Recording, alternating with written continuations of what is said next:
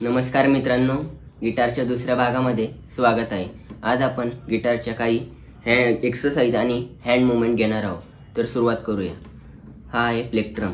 हा पूर्णपणे आपण अंगठ्यामध्ये घट्ट धरणार आहोत व हात पूर्णपणे नेहमी गिटार वाजवताना सैल ठेवायचा आहे पूर्णपणे।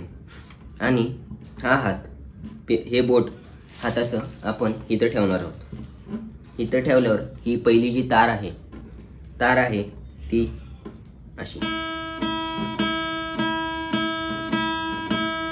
दुसरी तार,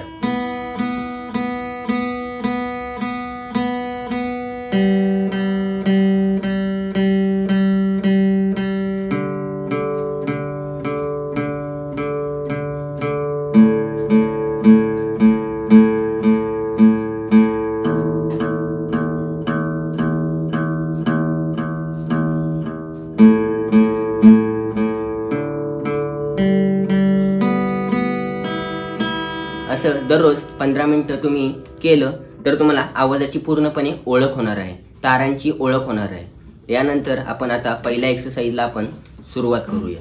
तर पहिल्यांदा कुठल्याही फ्रेटबोर्डवर आपण रिंग फिंगर ठेवणार आहोत, नंतर मिडल फिंगर, नंतर इंडेक्स फिंगर, असंच आपण वर जाणार आहोत।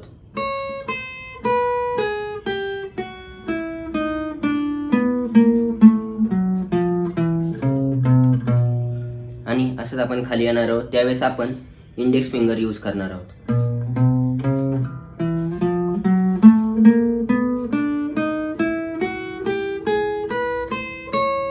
असं आपण दररोज 5 मिनिटं तरी केलं तरी आपल्या बोटांमध्ये ताकद निर्माण होणार आहे।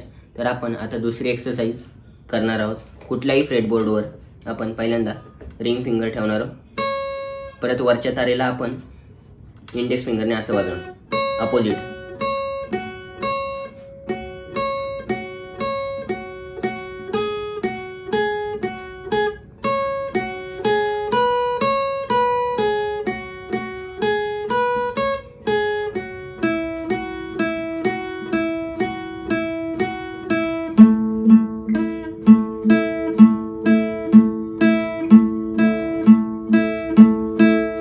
ह्याच्यामुळं आपल्याला अपोजिट तारेचं ज्ञान येणार आहे। तर या 2 एक्सरसाइज पूर्णपणे तुम्ही केल्या तर तुम्हाला 15 दिवसात पूर्णपणे फिंगर एक्सरसाइज सुद्धा होईल आणि बोटांमध्ये ताकद सुद्धा निर्माण होणार आहे। धन्यवाद आजचा भाग बघितल्याबद्दल।